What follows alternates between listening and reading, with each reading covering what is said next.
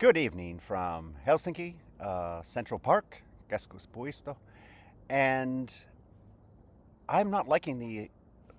It seems like I'm using the photo booth app um, on my computer here.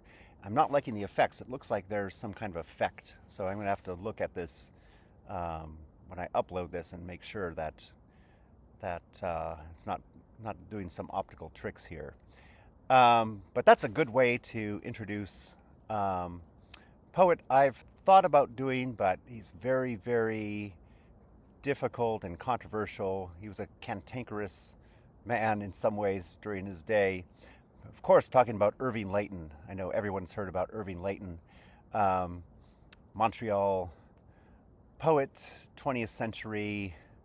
I believe he was born in like the 1910s and lived a pretty long life. He was actually he was really highly regarded by some American poets like William Carlos Williams and others, and he was considered a leader in Canadian poetry. But when you think about it, being a leader in Canadian poetry in like the 1940s, 50s, 60s, there wasn't a whole lot of competition.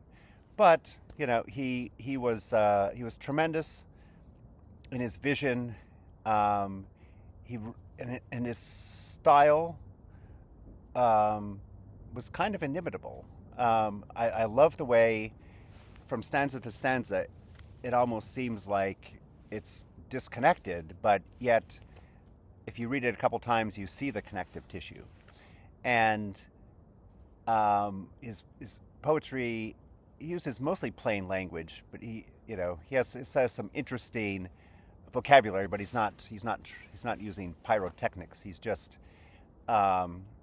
really trying to get to the truth, and he had an overall arching philosophy that everything was a new beginning, and he would often kind of like disregard his previous work and say, that was that, forget it, I'm onto something new, and then I'll be onto something new, and then something new. So he was like kind of this person, and I've seen this in a lot of writers. I'm thinking John Updike, for some reason, he always said that he felt like every morning was a new beginning, and no matter what he had accomplished, it was just a preamble to what was to come. And I think Irving Layton is one of the few people who, it was like crystallized in a lot of his works, including one of his great ones, which I didn't think was all that great at first, but then one of my old profs up at McGill in Montreal, he talked me through how he analyzed this poem, and I was like, oh yeah, and so it's something that has stuck with me for a long time. I often like to return to it, and it's a great poem to read right now. The sun is set. We're in this dusky hour, so I have just enough time to be able to read this, I guess, and you can see me, or the screen may black out, but that would be all natural. I'm in a very quiet forest within a city, and we're going to read Irving Layton, The Cold Green Element, and hopefully you're going to love it and want to read some of his other poetry. At the end of the garden walk, the wind and its satellite wait for me. Their meaning I will not know until I go there. But the black-hatted undertaker, who, passing, saw my heart beating in the grass, is also going there. Hi, I tell him. A great squall in the Pacific blew a dead poet out of the water, who now hangs from the city's gates. Crowds depart daily to see it, and return with grimaces and incomprehension. If its limbs twitched in the air, they would sit at its feet, peeling their oranges. And turning over, I emanate I embrace like a lover the trunk of a tree, one of those for whom the lighting was too much, and grew a brilliant hunchback with a crown of leaves. The ailments escaped from the labels of medicine bottles are all fled to the wind. I've seen myself lately in the eyes of old women, spent streams mourning my manhood, in whose old pupils the sun became a blood smear on broad catalpa leaves, and hanging from ancient twigs my murdered selves sparked the air like the muted collisions of fruit. A black dog howls down my blood, a black dog with yellow eyes. He too, by someone's inadvertence, saw the blood smear on the broad catalpa leaves. But the Furies clear a path for me to the worm, who sang for an hour in the throat of a robin, and misled by the cries of young boys, I am again a breathless swimmer in the cold green element. So that's really, he didn't hold back. Irving Layton wasn't a repressed person, but if you just heard someone reading that from afar, and you just heard, you caught a few of the images but didn't necessarily connect them, you didn't really catch the narrative, you would still say that's poetry. Somehow you feel something from those lines. And it was like, I know when he finished this up, because they all fit this neat pattern of, I think it's like 8 stanzas, that's when he knew that he had created something. And he played with this theme all along through his poetry. He was this perpetual beginning, this transformation of the self. He was, in some of his poetry, he could be confessional, but it was more on a spiritual level. And he would say some things that seemed way too personal and kind of rude and out of what do they say? Out of not out of character, but forgetting it. It's a common cliche. But he was always testing boundaries. He was a guy who played out his confusions, and he even said, poetry he had written 5-10 years before.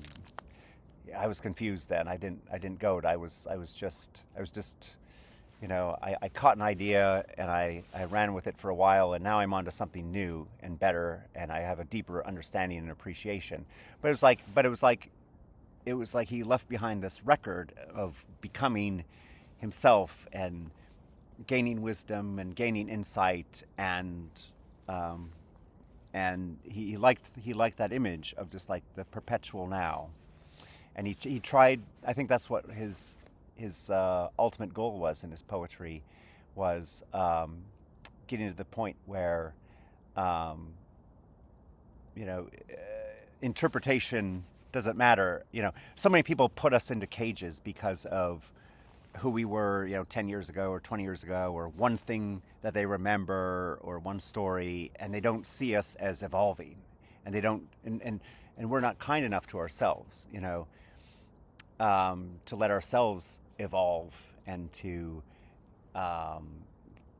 learn and grow and make from mistakes. And so we're always, I feel, in some relationships you feel like you're being treated like a two-dimensional being, and it's and when you connect with somebody on a deeper spiritual level, and that you're both seeing each other as always at that point of evolving, it's such a beautiful thing, and it's all too rare, as we find out when we get to middle age.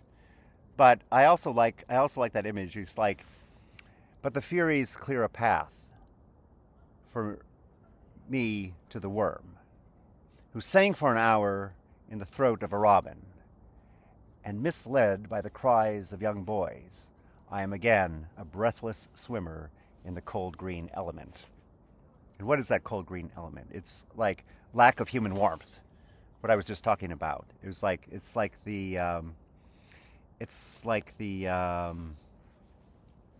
the spiritual death. But on another level, and this is why this is poetry, is because like if you deeply analyze every line and every stanza that he's saying, it can be read on so many different levels, and it's beautiful just in itself, in just the words. But when he talks about swimming and the cold green element, it brings your mind to chlorine. And the root word of chlorine comes from the Greek chloros, which means pale green. So you're thinking swimming pool. I mean, they might have been in a natural body of water, but when he says cold green element, think about, well, it might have been a heated pool. But anyway, it drew me to that, and I think a lot of people don't realize that root word of pale green, chloros. But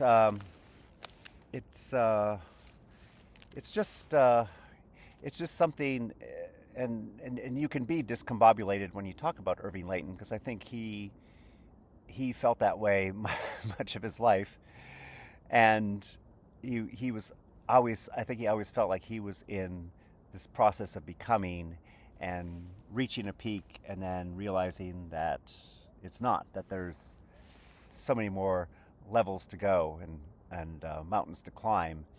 But he was also incredibly funny. Some of his poems are very, very racy and ribald, kind of in the way of like, I don't know, Rimbaud or Catullus or something, I don't know. But yes, some of them, but they're clever. They're always clever, and there's always an element in them that takes it to a little bit of a higher level, even if it's bathroom humor. But he liked that because he was always anti-pretension and anti, these, what would you say, this kind of like false idealism. He was always railing against that, and he always he liked to pick fights with the people who might have been his audience, and then he always had this problem with fame and problem with not being famous. So he was a massive contradictions, but then from that he was able to compose very, very clear-headed, beautiful, moving poetry that really, well, it touched me and some other people. So I encourage you to look up Irving Layton, and there's a great book. It's probably not still in print, but you might be able to find it, by my old professor, Brian Traherne. And this is where we're going to leave it. I guess my brain is getting a little bit cold. My feet are a little bit cold out here on this rock, and we're in that part where it's like moment to moment, you just feel getting a little bit darker and darker. And so be well out there, and just, it's nice to think about the cold green element and think about ways that we can connect and overcome and change the culture in ways that are pro-human and that lift other people up instead of trying to tear each other down. So that is my closing thoughts on this Wednesday. Another beautiful day here in Helsinki, and you're not going to be able to see me in just a few minutes, so I'm going to call it right there, and look forward. Maybe I may do this one again, and I may do some shorter poems of Irving Layton. But anyway, I'm talking just to wind up to about 15 minutes, and then we're going to say goodbye. Thank you so much.